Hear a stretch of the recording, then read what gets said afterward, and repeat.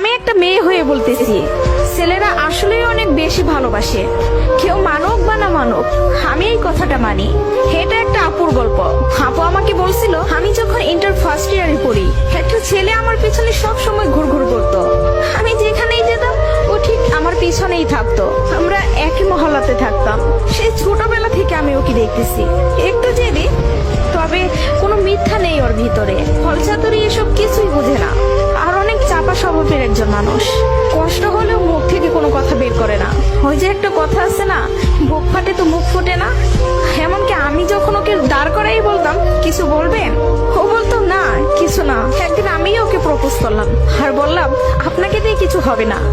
আমি সারাটা জীবন আপনার সাথে থাকতে চাই, আপনার বউ হতে চাই আমি।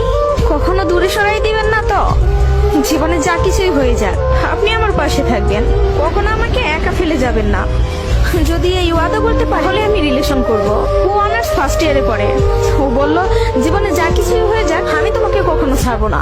আমাদের সম্পর্কের বয়সটা যখন 2 বছর, তখন আমার বাসায় বিয়ের প্রেসার দেওয়া শুরু হয়ে গেল। ফ্যামিলি থেকে ছেলে খুঁজতেছে, সরকারি চাকরিওয়ালা, বিসিএস ক্যাডার।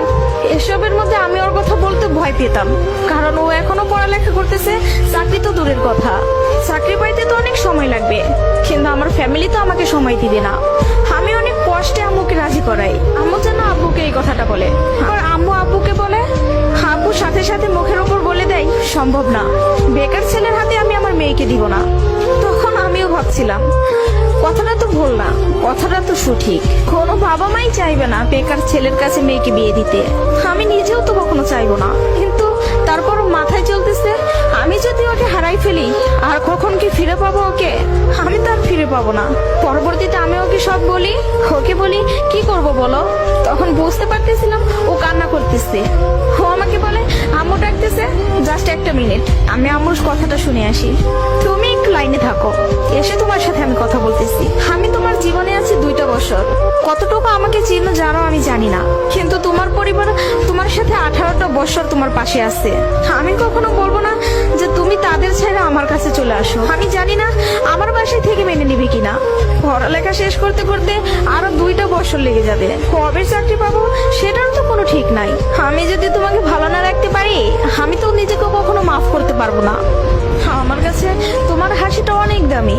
তোমার যেটা ভালো মনে হবে তুমি সেটাই করো। তুমি যা বলবো আমি সেটাতেই রাজি। এসব কথা শোনার পরে, আর যাই হোক, একটা মেয়ে তার ভালোবাসার মানুষকে কখনো ছেড়ে যাইতে পারে না।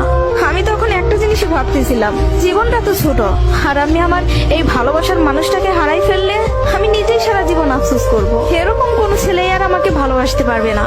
আমি ওকে ছাড়তে পারবো না। আমি বাসায় আবারও বুঝাই, তারা বুঝে না। তারপর আমি বাসা থেকে বের হয়ে যাই।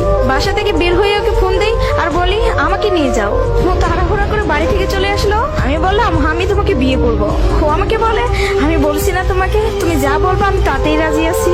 তবে একটা কথা, আমার সাথে থেকে যদি 3 বেলার 1 বেলা খেয়ে থাকতে হয়, পারবা? তার জন্য আমি সবকিছু ছেড়ে আসলাম, তার জন্য আমি সবই করতে পারবো। বিয়ের পরে ওর বাসায় থেকে ফোন দেয়, বলে বাসায় আয়। তারপর ওর বাসায় থেকে মেনে নিল। তার কিছুদিন পর আমার বাসায় থেকেও মেনে নিল। ভালোবাসার জায়গা থেকে যদি বলি, প্রিয় মানুষটাকে নিজের করে পাওয়ার মধ্যে অন্যরকম একটা সুখ কাজ করে, যে সুখটা কখনোই টাকা দিয়ে কেনা যাবে না। আর যদি বলি প্রিয় মানুষটার কথা, আমি ভুল মানুষকে ভালোবাসি নাই। আমার মানুষটা সঠিক ছিল। সেই মানুষটা আমাকে বিন্দু পরিমাণে কষ্ট দেয় নাই। আমি সবসময় একটা কথা বলি, ভালোবাসা সুন্দর যদি মানুষটা সঠিক হয়। প্রিয় মানুষটা যখন নিজের হয়ে যায়, তখন এতটা শান্তি অনুভব হয়, তা হয়তো বলে বোঝানো যাবে না। সুখে থাকতে, ভালো থাকতে টাকা পয়সার আমূল প্রয়োজন পড়ে না, যদি ভালোবাসার মানুষটা পাশে থাকে। কাউকে ধরলে হাতটা শক্ত করে ধরবেন, যেন দিন শেষে সব সময় আপনার পাশে থাকে।